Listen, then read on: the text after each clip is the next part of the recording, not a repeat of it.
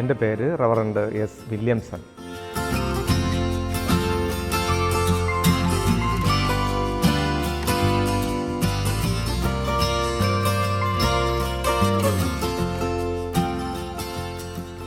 ഞാൻ CSI ദക്ഷിണ കേരള മഹാ ഇടവക പരശുവയ്ക്കൽ ഡിസ്ട്രിക്റ്റിലെ നെടിയാങ്കോട് ഇടവകയിൽ ഇപ്പോൾ സേവനമനുഷ്ഠിക്കുന്നു.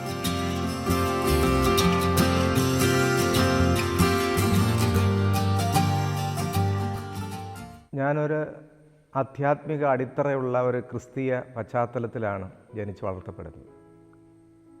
എൻ്റെ മാതാപിതാക്കൾ ആഴമായ ദൈവാശ്രയവും പ്രാർത്ഥന അനുഭവമുള്ളവരായിരുന്നു. ഞങ്ങൾ 7 സഹോദരങ്ങളാണ്. അതിലെ 7ാമത്തെ ആളാണ് ഞാൻ. ദൈവാനുഭവങ്ങൾ മനസ്സിലാക്കിയും അറിഞ്ഞും കണ്ടും വളർന്ന ഒരു പശ്ചാത്തലമാണ് എനിക്കുള്ളത്. എൻ്റെ വിദ്യാഭ്യാസം എൻ്റെ വീടിനടുത്തുള്ള തത്തിയൂർ LP സ്കൂളിലും തുടർന്ന് ഹൈസ്കൂൾ വിദ്യാഭ്യാസം മാരായമുട്ടം ഗവൺമെൻറ് ഹൈസ്കൂളിലും, ഉന്നത വിദ്യാഭ്യാസം പ്രീ ഡിഗ്രി ഒരു പ്രൈവറ്റ് സ്ഥാപനത്തിലും, തുടർന്ന് degree VTM NSS college Dhanuvachapuram എന്ന വിദ്യാലയത്തിലുമായിരുന്നു. ഈ വിദ്യാഭ്യാസ കാലഘട്ടത്തിൽ തന്നെ സഭയുമായിട്ടുള്ള സജീവമായ ബന്ധവും കൂട്ടായ്മയും ഞങ്ങളുടെ കുടുംബത്തിൻ്റെ പശ്ചാത്തലത്തിൽ തന്നെ ധാരാളം അനുഭവിക്കാനായിട്ട് സാധിച്ചിട്ടുണ്ട്. ഞങ്ങളുടെ ഭവനത്തിൽ ധാരാളം വിശ്വാസികൾ ദൈവവേല ചെയ്യുന്നവർ സന്ദർശിക്കുകയും എൻ്റെ പിതാവിനോടൊപ്പം ശുശ്രൂഷകളിൽ പങ്കാളിത്തം വഹിക്കുകയും ചെയ്തിട്ടുണ്ട്. ദൈവിക ശുശ്രൂഷയിൽ ഏറെ തൽപരനായിരുന്നു എൻ്റെ പിതാവ്. പല സ്ഥലങ്ങളിലും മിഷൻ സെൻ്ററുകളിൽ, ആദിവാസി ഇടങ്ങളിൽ, കേരളം, തമിഴ്നാട് വിവിധ ഇടങ്ങളിൽ ഒരു ടീമായി അവർ സന്ദർശിക്കുകയും സുവിശേഷ വേലയിൽ ഏർപ്പെടുകയും ചെയ്യുന്ന ഒരു ചരിത്രം എൻ്റെ പിതാവിൻ്റെ ജീവിതത്തിലുണ്ട്. അതുകൊണ്ട് തന്നെ എല്ലായ്പ്പോഴും ഭവനത്തിൽ പിതാവ് ഉണ്ടാകണമെന്നില്ലായിരുന്നു. എൻ്റെ അമ്മ പറഞ്ഞിട്ടുള്ളത്, ഞാൻ ജനിക്കുന്ന സമയത്ത്, അതായത് അമ്മ എന്നെ പ്രസവിക്കുമ്പോൾ എൻ്റെ അപ്പൻ വീട്ടിലില്ല, അന്ന് സുവിശേഷ വേലയുമായിട്ടുള്ള ബന്ധത്തിൽ തമിഴ്നാട്ടിലായിരുന്നു എന്നാണ്. ചില ദിവസങ്ങൾ കഴിഞ്ഞിട്ടാണ് ഭവനത്തിൽ എത്തിച്ചേരുന്നത്. അതുകൊണ്ട് സുവിശേഷത്തിന് ഏറെ പ്രാധാന്യവും പങ്കാളിത്തവും നൽകുന്ന ഒരു കുടുംബമായിരുന്നു ഞാൻ ജനിച്ചു വളർത്തപ്പെട്ട കുടുംബം. അതോടൊപ്പം തന്നെ അനേകം ഭക്തന്മാരായ സുവിശേഷ വേലക്കാർ, ഭക്തനായ നെൽസൺ സന്യാസി തുടങ്ങി സന്യാസി വര്യന്മാർ, സുവിശേഷ വേലയിൽ ശക്തരായി നിലകൊള്ളുന്ന അനേകം ദൈവദാസന്മാർ ഞങ്ങളുടെ ഭവനത്തിൽ സന്ദർശിക്കുകയും ഭവനത്തിൽ വിശ്രമിക്കുകയും ആ പ്രദേശം കേന്ദ്രീകരിച്ച് സുവിശേഷ വേലയിൽ ഏർപ്പെടുകയൊക്കെ ചെയ്തിട്ടുണ്ട്. അതോടൊപ്പം തന്നെ എൻ്റെ മാതാവ് നല്ലവണ്ണം പ്രാർത്ഥിക്കുകയും സുവിശേഷ വേലയിൽ സപ്പോർട്ട് ചെയ്യുകയും ചെയ്യുന്ന ഒരു ജീവിത രീതി പുലർത്തിയിരുന്ന ഒരു സ്ത്രീയായിരുന്നു. ജീവിതത്തിലേറെ പരിമിതികളുണ്ടായിരുന്നു. പ്രത്യേകിച്ചും 7 മക്കൾ, അവരുടെ വിദ്യാഭ്യാസം, അവരുടെ വളർച്ച, അവരുടെ ജീവിത ആവശ്യങ്ങൾ, ഇതൊക്കെ നിറവേറ്റാൻ നന്നേ പാടുപെട്ടിരുന്നു. എങ്കിലും പരിമിതിയിൽ നിന്ന് മറ്റുള്ളവരെ കരുതാൻ എൻ്റെ മാതാപിതാക്കൾ ശ്രദ്ധിച്ചിരുന്നു. ആ കാലഘട്ടം, ഞാൻ എൻ്റെ ശൈശവ കാലഘട്ടം, ബാല്യകാലഘട്ടം എന്നൊക്കെ പറയുന്നത് പൊതുവിൽ സാമ്പത്തികമായി എല്ലാവരും ക്ലേശം അനുഭവിക്കുന്ന ഒരു കാലഘട്ടമാണ്. അതുകൊണ്ട് തന്നെ അനേകർ ഞങ്ങളെ സമീപിക്കുമായിരുന്നു എന്തെങ്കിലും നന്മകൾക്ക് വേണ്ടി. ഇല്ലായ്മയിൽ നിന്നും അവർക്ക് പങ്കുവയ്ക്കാൻ എൻ്റെ പിതാവ് പ്രത്യേകം ശ്രദ്ധിച്ചിരുന്നു. അങ്ങനെ സുവിശേഷം വാക്കുകളുണ്ട് മാത്രമല്ല പ്രവൃത്തിയിലും കൂടെ യാഥാർത്ഥ്യമാക്കാൻ എൻ്റെ പിതാവിന് കഴിഞ്ഞു.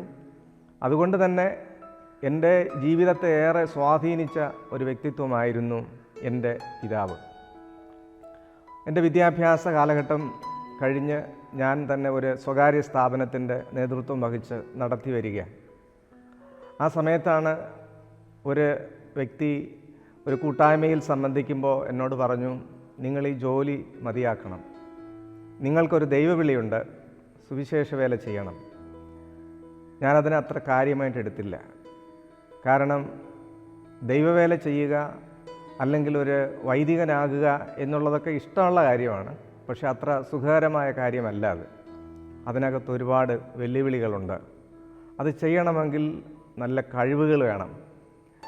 ഒരു ശുശ്രൂഷ കുടുംബത്തിൽ ജീവിച്ച വ്യക്തി എന്നുള്ള നിലയിൽ അനേകരുടെ ജീവിതശൈലി മനസ്സിലാക്കിയിട്ടുള്ള ആളാണെങ്കിലും ഒരുപാട് ദൈവം എന്നെ സ്വാധീനിച്ചിട്ടുണ്ടെങ്കിലും ഈ ഒരു വെല്ലുവിളി ഏറ്റെടുക്കാനായിട്ട് ഇത്തരത്തിലുള്ള സാഹചര്യങ്ങൾ എന്നെ പിന്തിരിപ്പിച്ചു. പക്ഷേ ദൈവത്തിൻ്റെ ഹിതം മറ്റൊന്നായിരുന്നു.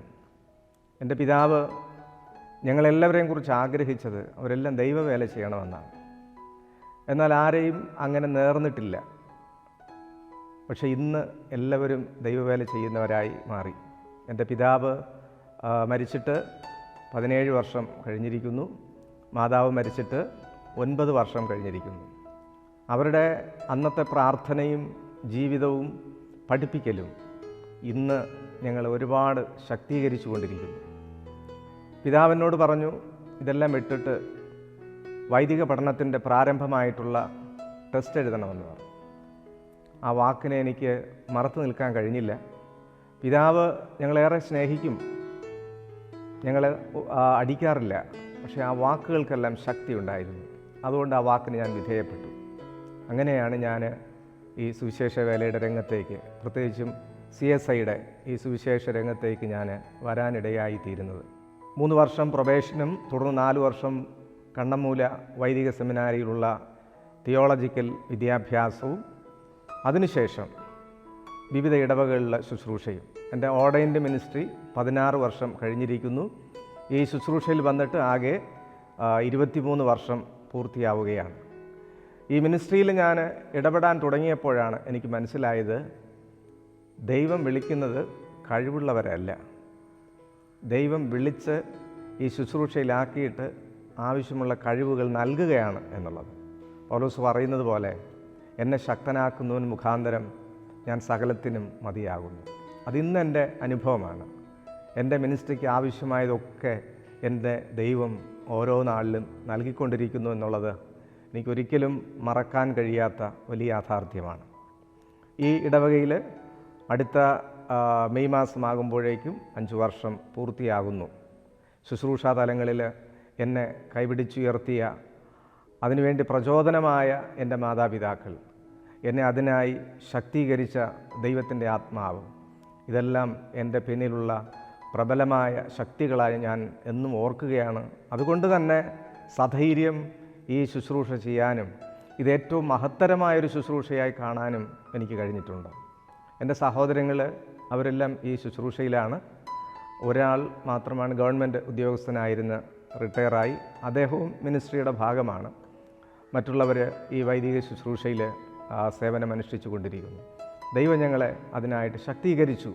എൻ്റെ പിതാവ് ഞങ്ങളെ വായിച്ചു തുടങ്ങുന്ന ഒരു കാലഘട്ടം വരുമ്പോൾ ഓരോ മക്കൾക്കും ആദ്യം ഒരു മലയാളം ബൈബിൾ വാങ്ങിത്തരും. എന്നിട്ട് പറയും, എനിക്ക് നിങ്ങൾക്ക് തരാനുള്ള സമ്പത്ത് ഇതാണ്, ഇത് നിങ്ങളെ വലിയവരാക്കും. ആ ഒരു അനുഭവം അത് ഞങ്ങളുടെ ജീവിതത്തിൻ്റെ പാഠമായി മാറുകയായിരുന്നു. ദൈവം ഞങ്ങളേറെ ശക്തീകരിക്കുന്നു. ഏറെ സന്തോഷമുണ്ട് കർത്താവിന് വേണ്ടി വേല ചെയ്യുന്നതിൽ. അതിൽ അഭിമാനം കൊള്ളുന്നു. എല്ലാ മഹത്വവും ദൈവത്തിൻ്റെ.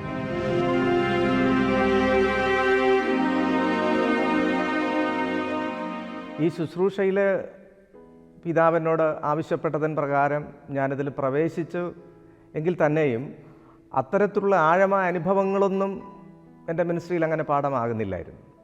പക്ഷെ ഒരു ഓർഡിനേഷൻ അടുത്തപ്പോൾ ഞാൻ പ്രത്യേകം അതിനുവേണ്ടി പ്രാർത്ഥിച്ചു. ഒരു അഭിഷിക്തൻ എന്നുള്ള നിലയിൽ വ്യത്യസ്തമായ ശുശ്രൂഷ നിർവഹിക്കാൻ ദൈവം എന്നെ സഹായിക്കണമെന്ന് ഞാൻ ഏറെ ആഗ്രഹിച്ച് പ്രാർത്ഥിച്ചു. എനിക്ക് ഓർഡിനേഷൻ നൽകുന്നത് ദക്ഷിണ കേരള മഹായിടവകയുടെ മുൻ ബിഷപ്പും മുൻ മോഡറേറ്ററുമായിരുന്ന most reverend doctor JW Gladstone ബിഷപ്പാണ്. പക്ഷേ ആ ശുശ്രൂഷയിൽ ഒരു പ്രത്യേക ദൈവശക്തി ഞാൻ അനുഭവിച്ചു. അതിനുശേഷം എൻ്റെ പ്രസംഗങ്ങളിലും എൻ്റെ പ്രാർത്ഥനാ ശൈലിയിലും പ്രവർത്തന ശൈലിയിലും കുറേ കൂടെ ഒരു സന്തോഷവും ബലവും അനുഭവിക്കാനായിട്ട് എനിക്ക് സാധിച്ചത് പരിശുദ്ധാത്മാവിൻ്റെ പ്രത്യേക നടത്തിപ്പായി ഞാൻ മനസ്സിലാക്കുന്നു. അത് വർഷങ്ങൾ കഴിയുന്തോറും കൂടുതൽ ബലപ്പെടുന്നു, ഏറെ ശക്തിപ്പെടുന്നു. ദൈവം എന്നെ നടത്തുന്നു എന്നെനിക്ക് വ്യക്തമായ ബോധ്യത്തിലേക്ക് ഓരോ ദിവസങ്ങളും ദൈവ മിനിസ്ട്രിയിലൂടെ എന്നെ ഉയർത്തിക്കൊണ്ടിരിക്കുന്നു എന്നതാണ് യാഥാർത്ഥ്യം. ഒരു വൈദികൻ ഒത്തിരി റോളുകൾ വഹിക്കാൻ പറ്റും. ഒരു സഭാ ശുശ്രൂഷൻ എന്നുള്ള നിലയിൽ വ്യത്യസ്തരായ ആളുകളെ ഫേസ് ചെയ്യേണ്ടി വരുന്നു. ഒരേ സ്വഭാവക്കാരല്ല, ഒരേ പ്രശ്നമുള്ളവരല്ല സഭയിലെ ജനങ്ങൾ. പലരും പല വേദനകളും സംഘർഷങ്ങളുമായിട്ടാണ് ഒരു വൈദികനെ സമീപിക്കാറുള്ളത്. അവരെ അതേ അവസ്ഥയിൽ കണ്ട് അവർക്ക് വേണ്ട പരിപാലനം നൽകാനായിട്ട് ഈ വൈദിക ശുശ്രൂഷയിൽ എനിക്ക് സാധിച്ചു. ആരുടെയും ശ്രദ്ധയിൽപ്പെടാത്ത ചില വ്യക്തികളെ കണ്ട് അവരെ മുന്നിലേക്ക് കൊണ്ടുവരാനായിട്ട് സാധിച്ചിട്ടുള്ളത് വളരെ ചാരിതാർത്ഥ്യത്തോടുകൂടെ ഞാൻ ഓർക്കുന്നു.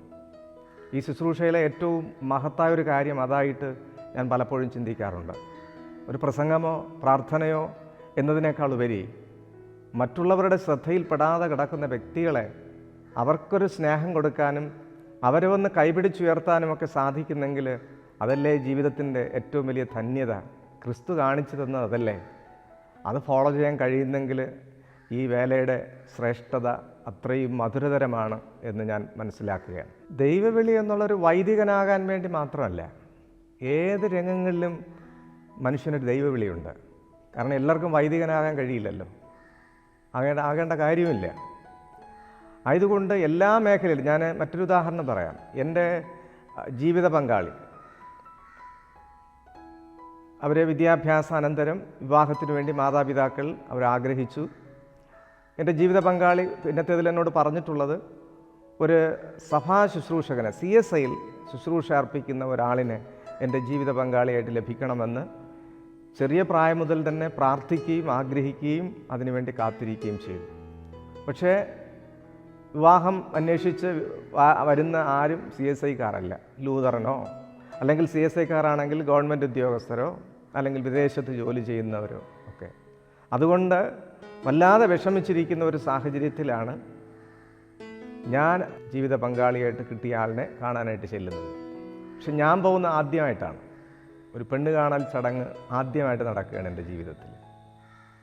അപ്പോൾ ഞാൻ മനസ്സിലാക്കിയത് എൻ്റെ ജീവിതത്തിൽ എൻ്റെ ജീവിത പങ്കാളിയായിട്ട് വരാനുള്ള ഒരു ദൈവവിളി അവർക്കുണ്ടായിരുന്നു എന്നുള്ളതാണ്. അവരാഗ്രഹിച്ചു, പ്രാർത്ഥിച്ചു, ദൈവം അതിനുള്ള ഒരു വഴി ഒരുക്കി. ഇന്ന് എൻ്റെ ശുശ്രൂഷയിൽ വളരെ ശക്തമായ ഒരു പിന്താങ്ങൽ എൻ്റെ ജീവിത പങ്കാളിയിൽ നിന്ന് എനിക്ക് ലഭിച്ചുകൊണ്ടിരിക്കുകയാണ്. ഒരുപാട് പ്രചോദനം, ഒരുപാട് നന്മകൾ. അതുകൊണ്ട് ഏതൊരു വ്യക്തിയെ സംബന്ധിച്ചും ഒരു ദൈവവിളിയുണ്ട്. ആ വിളിയിൽ വിശ്വസ്തരായിരിക്കണം എന്ന് മാത്രമേ എനിക്ക് പറയാനുള്ളൂ. ഏതൊരു വ്യക്തിയെ സംബന്ധിച്ച്, ഏത് മറ്റു പ്രൊഫഷനായാലും ശരി, ഒരു ഭവനാന്തരീക്ഷത്തിലായാലും ശരി, ഏതൊരു വ്യക്തിക്കും ഒരു ദൈവവിളിയുണ്ട്. ആ വിളിയോട് നമ്മൾ ക്രിയാത്മകമായി പ്രതികരിക്കുമ്പോഴാണ് ദൈവത്തിന് നമ്മെക്കുറിച്ച് സംതൃപ്തി ഉണ്ടാകുന്നത്. ആ ജീവിതമാണ് ധന്യമുള്ള ജീവിതം എന്നാണ് ഞാൻ മനസ്സിലാക്കുന്നത്. വിശ്വാസ ജീവിതം എൻ്റെ ചെറുപ്പകാലത്തിൽ ഉള്ള അനുഭവം വച്ച് നിരീക്ഷിക്കുമ്പോൾ അന്ന് വളരെ പരിമിതികളുണ്ടായിരുന്നു മനുഷ്യർക്ക് ജീവിക്കാനായിട്ട്. പക്ഷെ അതുകൊണ്ട് അവർ ദൈവത്തെ കൂടുതൽ ആശ്രയിക്കുമായിരുന്നു. പ്രാർത്ഥനയായാലും ആരാധനകളായാലും അതിന് കൂടുതൽ ഭക്തിയും പ്രാധാന്യവും നൽകി അതിൽ പങ്കാളികളായിരുന്നു. പക്ഷെ ഇന്ന് മനുഷ്യൻ്റെ ജീവിത സാഹചര്യങ്ങളൊക്കെ ഒരുപാട് മാറി, ചുറ്റുപാടുകൾ മാറി. പ്രത്യേകിച്ചും ഈ നവമാധ്യമങ്ങൾ, സോഷ്യൽ മീഡിയാസ്, ഇതിൻ്റെയൊക്കെ സ്വാധീനം ഏറെ ഇന്ന് മനുഷ്യനെ ബാധിച്ചിട്ടുണ്ട്. അതുകൊണ്ട് തന്നെ ആ കാലഘട്ടത്തുണ്ടായിരുന്ന ഒരു ഭക്തി അനുഭവമൊന്നും ഈ കാലഘട്ടത്തിൽ ദർശിക്കാനായിട്ട് സാധിക്കുന്നില്ല. എന്നാലും ഭക്തിയോടെ ജീവിക്കുന്ന ധാരാളം ആളുകളുണ്ട്. ഇതൊരു ദൈവാനുഭവമാണെന്നാണ് ഞാൻ മനസ്സിലാക്കുന്നത്. അതുകൊണ്ട് ഈ കാലഘട്ടമോ സാഹചര്യങ്ങളോ ആളുകളെ മാറ്റുന്നില്ല. ദൈവാനുഭവം ഉള്ളവർ അത് ഏത് കാലഘട്ടത്തിലും ഏത് സാഹചര്യങ്ങളിലും ഏത് പ്രതികൂലങ്ങളിലും ഏത് പ്രലോഭനങ്ങളും അതിജീവിച്ച് അവർ വിശ്വാസപാത തുടരും എന്നുള്ളതാണ്. പക്ഷേ ഇവിടെ സൂചിപ്പിച്ചതുപോലെ ഇന്നത്തെ ഒരു കാലഘട്ടത്തിൽ നമ്മൾ നിരീക്ഷിക്കുമ്പോൾ ഈ വിശ്വാസത്തിൻ്റെയും ദൈവഭക്തിയുടെയൊക്കെ അളവ് ഏറെ കുറഞ്ഞിട്ടുണ്ട്. അത് മറ്റു മതങ്ങളിലെന്ന പോലെ തന്നെ ക്രൈസ്തവ സമൂഹങ്ങളിലും അത് ഏറെ ആ ഒരു അനുഭവം സ്വാധീനിച്ചിട്ടുണ്ട് എന്നത് യാഥാർത്ഥ്യമാണ്.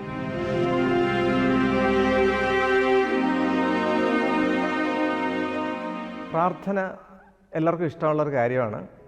പക്ഷെ പൊതുവെ പ്രാർത്ഥനയെക്കുറിച്ചുള്ള ആളുകളുടെ ഒരു കാഴ്ചപ്പാട്, നമുക്ക് എന്തെങ്കിലും ആവശ്യങ്ങൾ വരുമ്പോൾ ചെന്ന് പള്ളിയിൽ പോയി പ്രാർത്ഥിക്കുക, അല്ലെങ്കിൽ ഭവനത്തിൽ ദൈവസന്നിധിയിൽ മുട്ടുമടക്കുക, പ്രാർത്ഥിക്കുക. കുറേ കാര്യങ്ങൾ സാധ്യമായി കിട്ടാനുള്ള ഒരു മുഖാന്തരമായി പ്രാർത്ഥനയെ കാണും. പക്ഷേ എൻ്റെ കാഴ്ചപ്പാടിൽ പ്രാർത്ഥന എന്ന് പറയുന്നത് ദൈവവും ഞാനും തമ്മിൽ ചിലവഴിക്കുന്ന കുറച്ച് സമയമാണ്. ഞാനും ദൈവവും തമ്മിലുള്ള സ്നേഹം ഒന്നുകൂടെ ഉറപ്പിക്കുന്ന നിമിഷങ്ങളാണ് പ്രാർത്ഥന. അതുകൊണ്ട് അതിനകത്ത് എൻ്റെ ആവശ്യങ്ങൾ പറയുന്നതിനേക്കാൾ ഉപരി ഞാൻ എന്നെ തന്നെ ദൈവ മുമ്പിൽ വിട്ടുകൊടുക്കുക എന്നുള്ളതാണ്. യേശുവിൻ്റെ പ്രാർത്ഥന, യേശു പ്രാർത്ഥനയ്ക്ക് വേണ്ടി ഒത്തിരി സമയം വേർതിരിച്ചിരുന്നു. എന്തെങ്കിലും കാര്യസാധ്യത്തിന് വേണ്ടിയൊന്നുമല്ല, പിതാവിനോട് സംസാരിക്കാൻ, പിതാവിനോട് ആലോചന ചോദിക്കാൻ, ചെയ്യാൻ പോകുന്ന കാര്യങ്ങളിൽ പിതാവിൻ്റെ ഇഷ്ടം ഇതാണോ എന്ന് മനസ്സിലാക്കാൻ. ഇങ്ങനെയൊക്കെയാണ് യേശു വേറിട്ടിരുന്ന് പ്രാർത്ഥിച്ചത്.